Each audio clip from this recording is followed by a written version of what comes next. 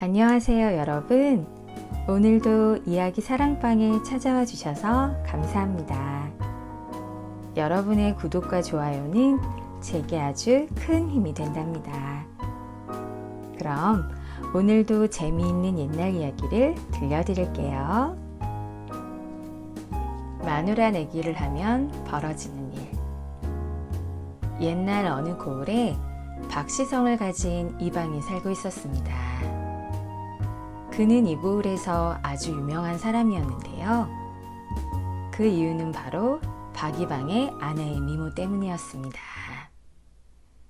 박이방의 아내는 이 고을에서 손꼽히는 미색인데다가 지혜 또한 몹시 출중하여 동네 사람들은 박이방을 몹시 부러워했습니다. 박이방과 아내는 금술 또한 좋아 서로를 아끼며 행복하게 잘 지내고 있었지요.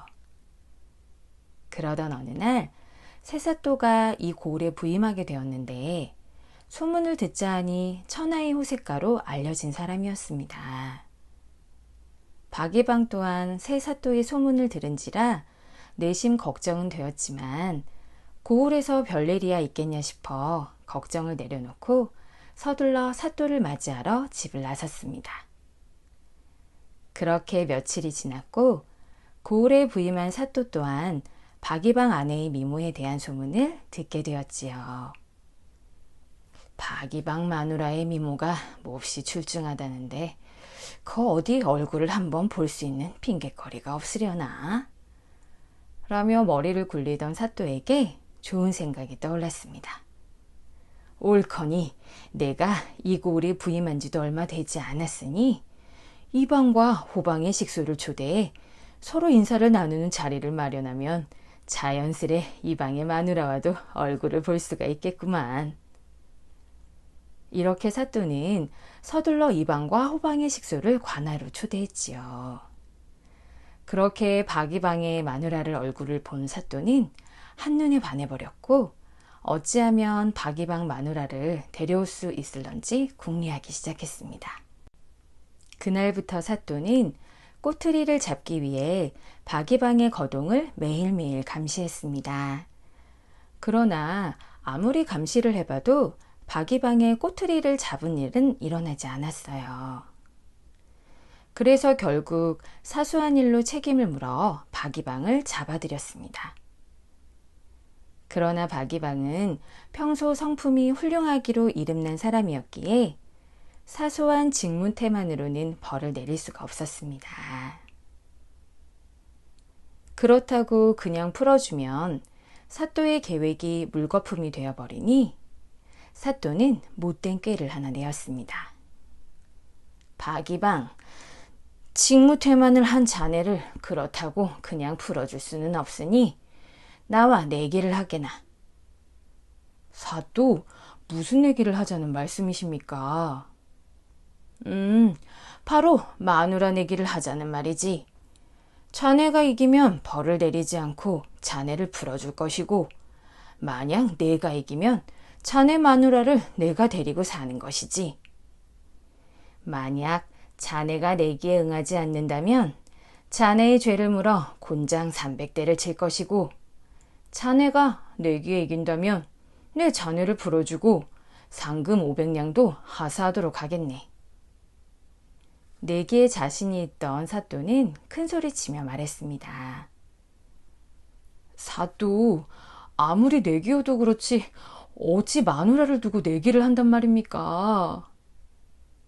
박이방은 사또에게 하소연해 보았지만 구린 속내가 가득한 사또를 설득할 수가 없었고 그렇게 울며 겨자 먹기로 다음날 날이 밝으면 사또와 내기를 하기로 하곤 집으로 힘없이 돌아갔습니다.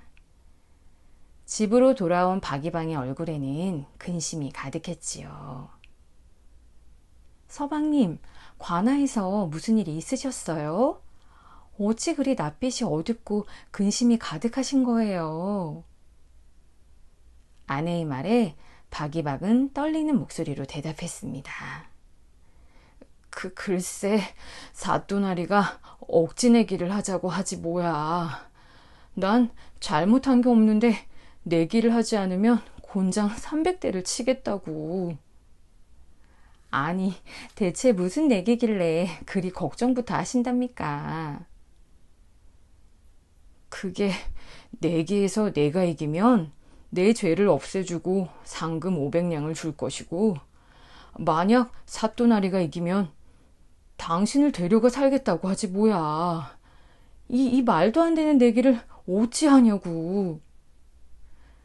그리고 내일 아침 관하러 오면 어떤 내기를 할지 알려준다는데 내가 어찌 걱정을 안 할 수가 있겠어. 서방님, 너무 걱정 마시고 내일 관아에 가셔서 어떤 내기를 하는지 잘 듣고 바로 집으로 오셔요. 제가 도울 터이니 너무 걱정 마시고요. 이윽고 날이 밝았고 박이방은 관아로 향했습니다. 박이방, 그럼 이제 내가 내기를 시작하겠네. 자네는 가서 동지섣달에 나는 딸기를 따오게나. 그 말을 들은 박이방은 이 추운 겨울에 어디 가서 딸기를 따냐 싶어 어이가 없었지만 아내의 당부를 기억하고는 그리하겠노라 대답하고 서둘러 집으로 돌아갔습니다. 그렇게 아내에게 내기에 대한 이야기를 했고 아내는 껄껄 웃으며 남편에게 답을 알려주었지요. 다음 날이 되었고 사또를 찾아간 박이방은 당당하게 말을 꺼냈습니다. 사또, 첫 번째 내기에서는 제가 이겼습니다. 사또의 말은 처음부터 말이 안 되는 것입니다. 어찌 동지섣달 이 추운 겨울날 나는 딸기가 어디 있겠습니까?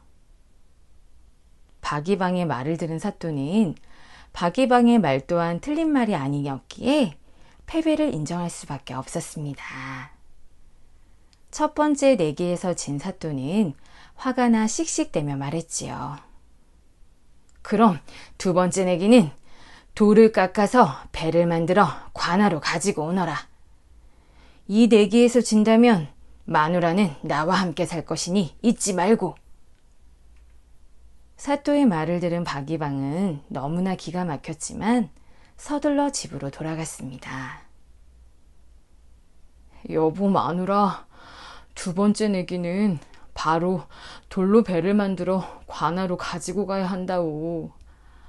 아무리 억지 내기라지만 어찌 돌로 배를 만들 수 있단 말이오. 이젠 다 틀렸소.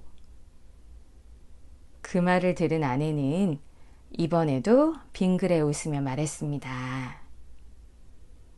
서방님, 이번에는 사또에게 이렇게 답을 하세요. 아마 사또도 두 번째 내기에서 진 것도 인정할 수밖에 없을 것입니다.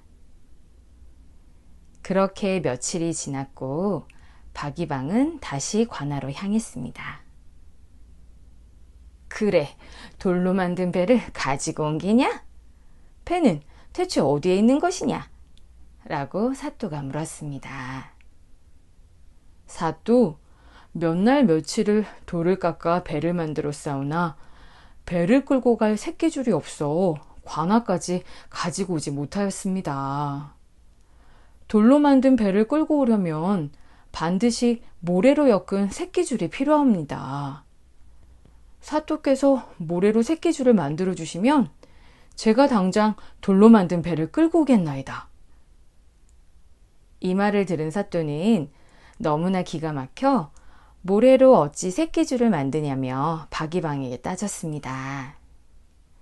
그러자 박이방은 기다렸다는 듯이 그럼 어찌 돌로 배를 만들 수 있겠냐며 당당하게 맞받아쳤지요. 이렇게 두 번이나 내기에서 진 사또는 망신만 당하고 자신이 패했다는 것을 인정할 수밖에 없었습니다. 고약한 사또는 이번 내기로 인해 500냥도 잃고 박이방의 마누라도 뺏어오지 못해 결국 화병으로 앓아눕게 되었습니다. 지혜로운 아내 덕분에 생각지도 못한 상금 500냥을 받은 박이방은 마을의 어려운 사람들을 도와주었고 마을 사람들에게 존경받으며 어여쁜 아내와 행복하게 잘 살았다고 합니다. 깃털 하나를 주어 팔자를 고치게 된 효심 깊은 선비. 옛날 어느 마을에 늙은 어머니를 모시고 살고 있는 나이 많은 호라비 선비가 있었습니다.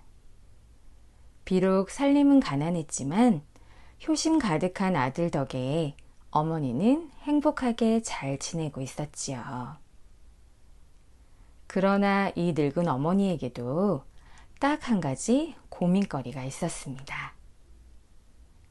장성한 아들이 과거 시험에 계속 낙방을 하다 보니 시험 준비만 하느라 홍기가 한참 지났음에도 장가를 들지 못한 것이었습니다.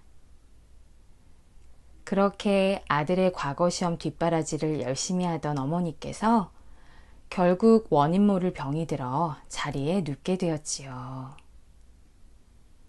효심 가득한 아들은 어머니의 병을 낫게 하기 위해 유명한 의원이란 의원은 모두 찾아다니며 병을 치료하였지만 안타깝게도 어머니의 병은 좀처럼 나아지지 않았습니다. 그러던 어느 날 약초를 구하러 깊은 산속으로 들어가게 되었는데요. 산세가 워낙 험하다 보니 산을 다 내려가기도 전에 해가 저물었습니다. 이렇게 해가 빨리 지다니 산세가 험하긴 험하구나. 밤길이 어두워 산길을 내려가는 것은 위험할 것 같은데 어디 하룻밤 묵을 곳이 없으려나? 이렇게 혼잣말을 하며 주위를 둘러보는데 저 멀리 작은 불빛 하나가 보였습니다. 아들은 서둘러 그곳으로 발걸음을 옮겼지요. 딱 보기에도 형편이 좋지 않아 보이는 작은 오두막집 한 채가 있었습니다. 아들은 집주인에게 사정 이야기를 하고 겨우 헛간을 빌려 잠을 청하게 되었지요.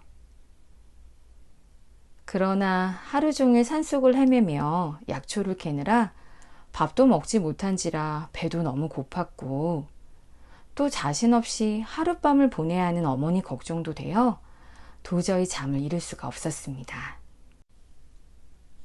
밤이 깊어 어두웠지만 아들의 눈은 말똥거렸고 어느새 어둠에 익숙해진 터라 헛간 구석구석이 눈에 들어오기 시작했지요. 그렇게 어머니 생각을 하면서 깊은 시름에 빠져 있을 무렵 작은 쥐구멍으로 어미쥐 한 마리가 나타났습니다. 어미쥐는 한쪽에 놓여있는 지푸라기 더미로 가더니 지푸라기를 막 헤집는 것이었습니다. 거기에는 놀랍게도 갓 태어난 여러 마리의 새끼쥐들이 알몸으로 잔뜩 웅크린 채 떨고 있는 것이었어요. 어미쥐는 입에 물고 온 깃털을 새끼들의 몸에 문지르기 시작했습니다. 그러자 너무 신기하게도 눈도 아직 뜨지 못한 새끼 쥐들의 몸에 금방 털이 돋아나는 것이었습니다. 이 광경이 너무나 신기하고 놀라웠던 아들은 자기도 모르게 그만 기침을 해버린 것이었어요. 기침 소리를 듣고 놀란 어미쥐는 물고 있던 깃털을 입에서 놓치고는 재빨리 들어왔던 구멍으로 도망쳤습니다. 그 깃털을 주워든 선비는 어미쥐가 했던 것처럼 새끼쥐의 몸을 깃털로 문질러 보았지요. 그러자 놀랍게도 새끼쥐들의 몸에 털이 나고 눈도 뜨게 되는 것입니다. 그리고는 어미쥐가 들어왔던 구멍으로 새끼쥐들도 모두 사라지는 것이었습니다. 이 깃털은 정말 신비한 힘을 가진 게 틀림없어. 선비는 깃털을 소중하게 간직하고는 집으로 돌아갔습니다. 그리고 집에 도착하자마자 정성을 다해 깃털로 늙은 어머니의 몸을 구석구석 문질렀지요. 그러자 정말 신기하게도 뼈만 앙상하던 어머니의 몸에 살이 점점 오르더니 혈색이 돌기 시작했고 어머니는 병을 훌훌 털어버리고 그 자리에서 발딱 일어나는 것이 아니겠습니까? 너무나도 놀란 선비는 신기한 깃털임이 틀림없다고 생각하고 어머니처럼 용한 의원도 고치지 못하는 사람들의 병을 고쳐줘야 되겠다며 마을의 환자들을 찾아 치료를 해주었지요. 그렇게 아들이 용하다는 소문은 이 고을을 넘어서 온 나라에 퍼지게 되었습니다. 일개 서생이었던 아들은 어느새 이름난 의원으로 불리게 되었지요. 그 무렵 나라에는 근심 하나가 있었습니다. 공주가 원인 모를 병에 걸렸는데 하루 종일 잠만 잔다는 것이었습니다. 임금님은 전국에 방을 붙이고 용한 의원이란 의원은 전부 초대를 해서 공주를 치료해 보았지만 공주의 병을 고칠 수가 없어 하루하루를 슬픔으로 보내고 있었지요. 이때 아들도 의원 자격으로 궁궐에 초대를 받았지만 여러 이름 있는 의원들에게 밀려 며칠이 지나서야 겨우 공주의 상태를 볼 수 있었습니다. 공주는 야윈 채로 깊은 잠에 빠진 상태였지요. 그 모습을 본 아들이 임금에게 한 가지 청이 있다며 말을 꺼냈습니다. 임금님, 제가 공주님의 병을 고쳐보겠습니다. 한 가지 청이 있어온데 누구든지 공주의 방을 엿보아서는 안 됩니다. 이 약속만 지켜주신다면 제가 반드시 공주님의 병을 고치겠습니다. 왕은 의아한 생각이 들었지만 공주의 병만 고칠 수 있다면 못할 일이 있겠나 싶어 부하들에게 말했지요. 여봐라, 병사들을 소집해 공주의 방문 앞을 철저히 지키도록 하여라. 어느 누구도 공주가 치료를 받는 동안 결코 공주의 방을 엿보아서는 안 되느니라.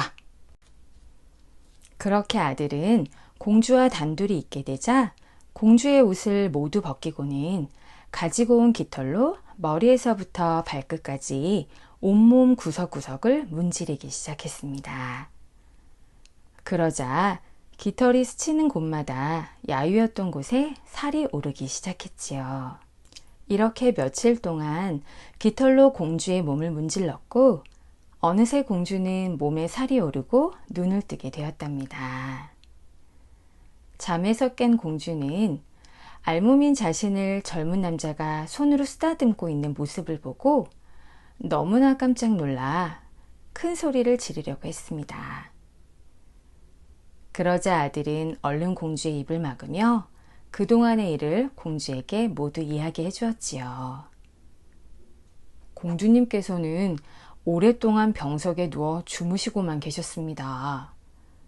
전국의 용하디 용한 의원들이 모두 찾아와 공주님의 병을 치료하였지만 당체 병이 낫질 않았어요.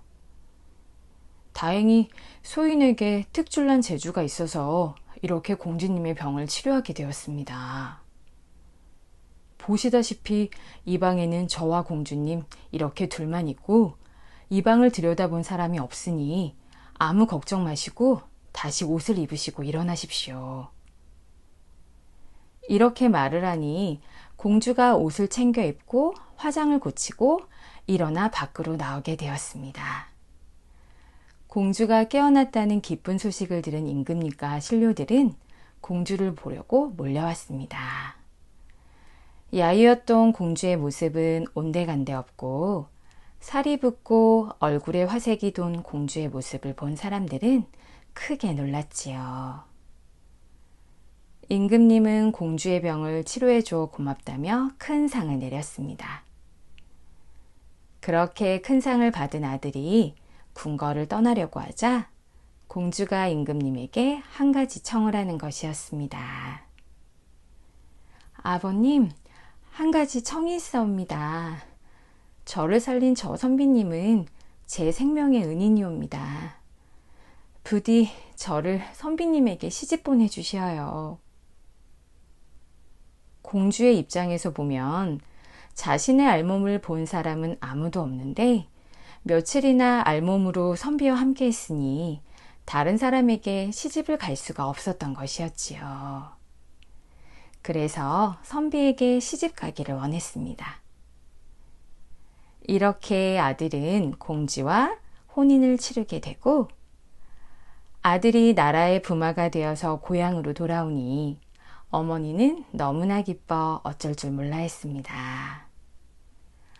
아니, 네가 이 나라의 부마가 되다니 이 얼마나 경사스런 일이더냐. 이 어미는 너무나 기뻐 당장 죽어도 소원이 없겠구나. 어머니는 아들이 너무나 자랑스러웠습니다. 아들의 깊은 요성에 하늘도 감동하여 아들에게 좋은 일이 생긴 것이겠지요. 그렇게 아들은 나라에 큰 공을 세우며 어머니와 아내와 함께 행복하게 잘 살았다고 합니다.